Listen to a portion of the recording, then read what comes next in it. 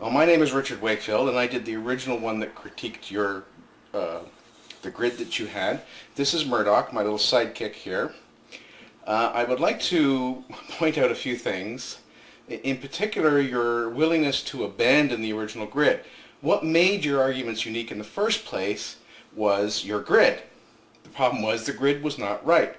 What you needed to do was include all the possibilities, not probabilities, but possibilities. In software development, we have to know what all the possibilities are so that we can put all the data into the database. If we eliminate any of the possibilities, and those possibilities can manifest themselves, then we are missing part of the reality that we're trying to model.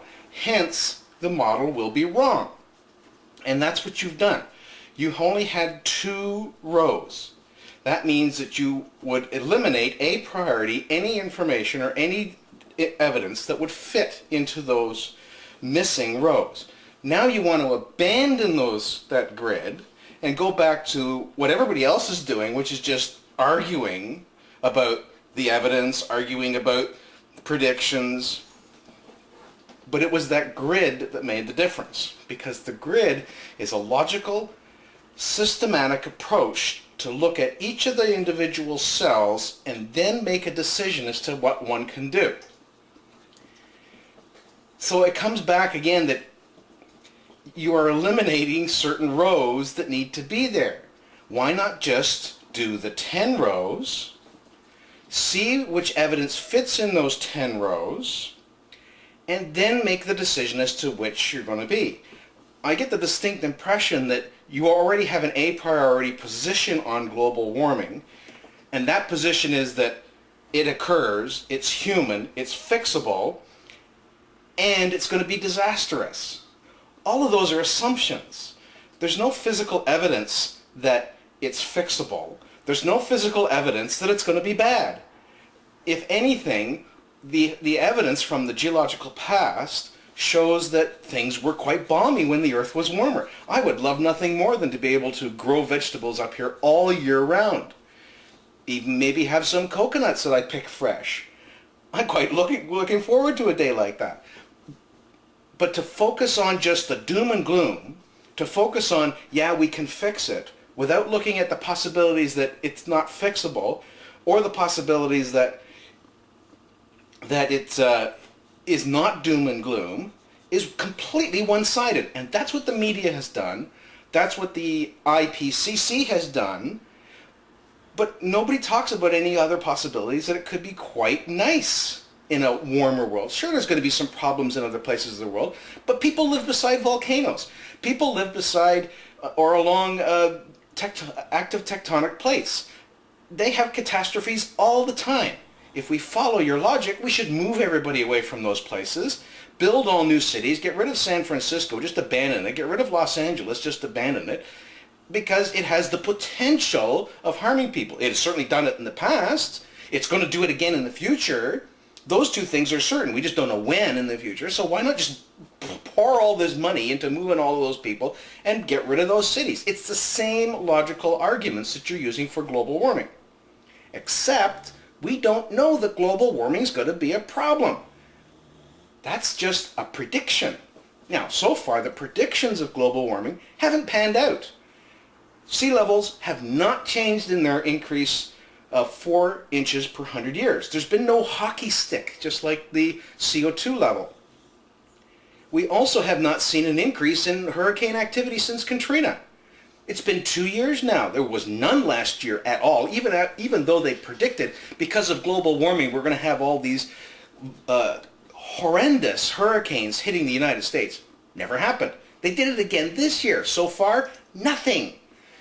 There's going to be an awful lot of red faces in November if there's no more hurricanes.